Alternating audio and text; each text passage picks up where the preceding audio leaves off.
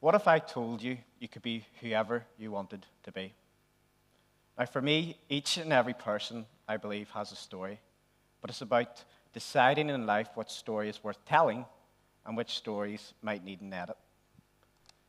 My story begins, like many of you here, and that's my upbringing. I tend to consider myself to come from a fairly humble and honest background. Middle child with an older brother and a younger sister. My mum raised us from an early age in a single-parent household. I appreciate that doesn't necessarily make me special or unique in that many here may have grown up in similar circumstances or know of people that did. But I hope my talk can at least force you to potentially think, to consider, to reflect, and perhaps even challenge your own ways of thinking. More often than not, at least I find, that we tend to look at our stories, our life, through a specific angle, a unique lens. That angle doesn't always make us the superhero. Sometimes that angle can make us the innocent bystander. It can make us the master manipulator, the victim, whatever else that may be. What's important here, at least I find, is we tend to distort our stories and get stuck. We end up letting a bad story define who we are and the person that we can become.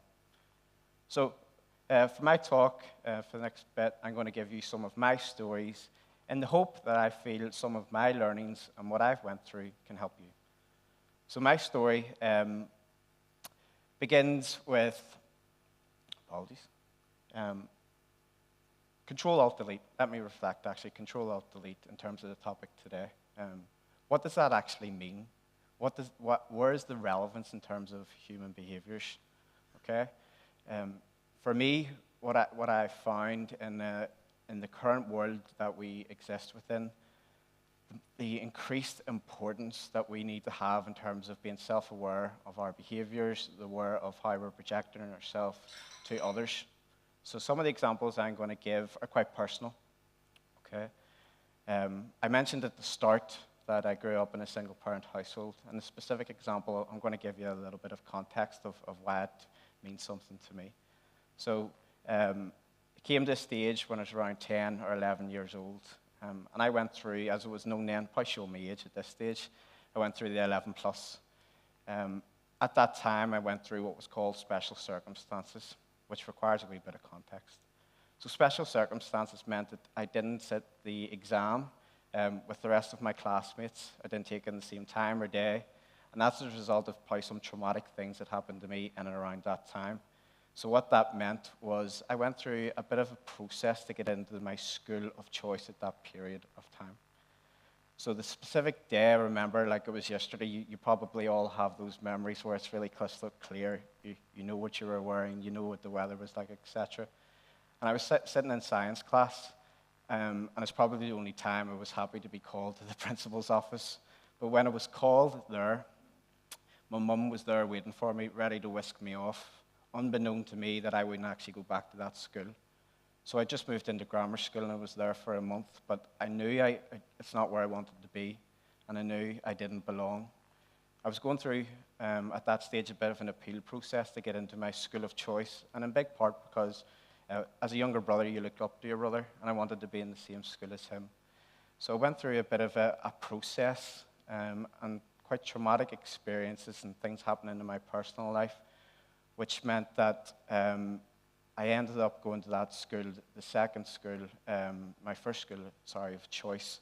And I thought that things might have things might have been looking up for me at that point in time. I'd love to be able to get up in front of you all and tell you that it was all plain sailing from there, but unfortunately it wasn't. I admittedly came into some personal struggles in my 20s, and I'll touch on some of the learnings for me, where I found I really lacked purpose. I lacked direction. I had a lot of personal things going on in life, as many people do. But what I found is I found myself feeling sorry for myself. I found myself going into victim mode. I'm sure you can resonate with the feeling. You end up feeling your own feelings, okay? And I was allowing that to happen. It wasn't until my wife at that time, my now, that would have been awkward. Uh, my now beautiful wife, Lucy, who came into my life, and I didn't realize that that was the positive influence that I needed in my life, and I can reflect back on that and realize the reason being, and she'll probably chuckle at this, she always has been and will continue to be the person that tells me what I need to hear and not what I want to hear. And I think we all need someone like that in our life. So it was it took some real challenges within my work situation at that time for me to go, enough's enough. I was allowing myself to become my circumstances as opposed to overcome them. And I had a bit of a tipping point whereby I just thought enough is enough. And I had a real vivid conversation with someone within work, and I went as far as saying that I just didn't want to be here anymore, and that was in general. And I was very fortunate that that person is still in my life, and I actually have the pleasure of now working with her, Deborah Stevenson. I work for her, so things have went really full circle for me. But what I did find was I was really allowing myself to become my circumstances. Now, it wasn't until years later where how I tend to call it is I found the power of me. And what that really means is I'm now a real firm and passionate believer that, one, you can genuinely control the person you can become. It's within you. In my experience, I was the one that was holding me back. I was allowing the experiences, the traumatic things, my circumstances to define the person that I was becoming. So you do have the ability to control that. Two, you can alter the course of the direction of your life. It is up to you. You can genuinely manifest the things that you want to achieve. And then three, I feel as if we hold on to a lot of things that we don't need. So I think you can delete or let go of the things that don't serve you. We hold on to a lot of baggage. We hold on and those memories and the things that might haunt us, we don't necessarily need them, okay? So I'm a real firm and passionate believer that you can take control of your life. I want to talk to you around some of the ways of how I actually done that. It's great me getting up here and saying, yes, you can control, Alt, delete, but how did I actually do that? And there's a few things I want to touch upon, and I was told a few of these could be a TED Talk in its own right, so maybe that's an invitation to come back at a later stage, yet to be defined. But I want to talk through why they made a difference to me in the hope that they may make a difference to you. The first thing was purpose. First thing I found with purpose. And the real ironic thing with purpose is, more often than not, it's actually defined by the things that do happen to you, okay? I felt, and I have found, that having a sense of personal purpose has really accelerated change for me. It was actually Simon Sinek on the infamous Red Circle. He introduced me to this concept. And the most simplest way that I can describe what purpose is, it's understanding why you do what you do. And the whole concept, as he introduced, was called the Golden Circle. And at the center of that Golden Circle was why you do what you do. But I imagine for many, it's actually an afterthought. You understand what you do and how you do it, but don't often think about why you do what you do. For me, over time, I've really realized that my personal purpose is I like helping people. I like helping others, however big or small that may be. And I think in part that's, well, not in part, I think that's largely down to the things that have happened to me. They stay with me. So if you could do anything, I would encourage you to reflect, to consider what your personal purpose might be. I think if you did that, you might find that that might accelerate some of the change you may potentially be looking for in your life. We did mention jiu-jitsu, which leads me on to my next one. I don't quite look like that photo today. I look a bit disheveled. But one thing I have found is my relationship with failure has really helped me. And there's a reason I have Brazilian jiu-jitsu photo up there.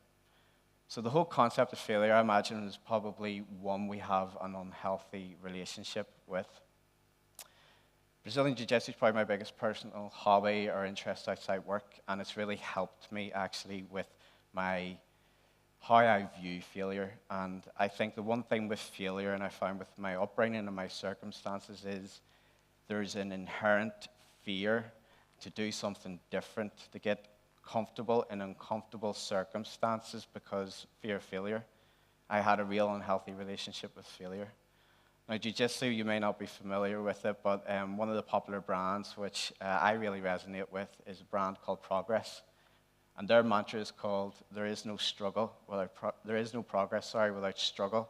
And I love that because it really helps me frame my perception of failure. But not in my words, I'll give you the words of Michael Jordan, which I hope you all are familiar with, one of the most famous basketball players of all time, winner of 6 NBA championships. And in his own words, he said, in my career, I've missed 9,000 shots. I've lost 300 matches. 26 times I've had to hit the game-winning shot and missed. I fail time and time again, and that's why I succeed. So if you could change your perception of failure, I think this might help you resonate with it and realize that failure is success and progress. And I really found when I reframed my perception of failure, that really helped me have a better, more healthier relationship and was a real catalyst for change for me. And then the last one I kind of want to talk through is the power of vulnerability. There's nothing quite like putting yourself out there. And I found that as a result of things that have happened to me, we've all had traumatic experiences. We all have those things we look back on and we don't want to think about, or we, as I've said, you allow yourself to become your circumstances. I believe that the whole conception that a male cannot show weakness, and that whole traditional view that weakness is seen through showing emotion, I really have, probably hatred's the wrong word, but I really dislike that view that a male can't show emotion. So the whole power of vulnerability was a concept introduced to me by a lady called Brené Brown. You may be familiar with her. A few books she's written, Dare to Lead and Dare to Be Great, and there's a fantastic TED Talk on it, not that I'm promoting here, but it really helped me reframe how I was able to get closer and more self-aware of my emotions. In essence, I really found that by being vulnerable, it was actually a true sign of courage, that you're willing to actually open yourself up to others. I was quite a closed book, and at times I think I can remain a closed book, and I think that's as a result of things that have happened to me. But over time, as I got familiar with this concept of vulnerability, I really find that it's helped me. It's helped me act as a catalyst of change for me. So I'm going to summarize and probably where I'm at with my life now, in that recently, in the past couple of years, my beautiful daughter Amelia was born. She's now 21 months old. I find that story of being a father actually brings all three of those, or being a parent brings all three of those kind of key themes together. One, as a result of growing up in a single-parent household and admittedly a broken relationship with my father, I have a deep-rooted passion or purpose to be the best dad that I can be. That's my sole, my priority in life is to be the best dad I can be. But I'm sure many of you can resonate. It's not easy. I certainly am very open to others that it isn't easy. I don't try to pretend that I'm okay or I've got this, because I don't always have that. But what I am willing to do is to put myself out there. I'm willing to I'm willing to make mistakes. I'm willing to get it wrong in the hope that it will send Amelia down the right path by displaying the fact that purpose, my relationship with failure, and being vulnerable and being okay with that. I'm going to leave you with a quote, and I hope it sums it up potentially in a nice way. And it's, your past doesn't define you. Your present does. It's okay to create a vision for the future because it affects your behavior in the now. But don't dwell on the past. Learn from the past. Focus on the moment. And that's where change can really happen. Take your control back. Thank you.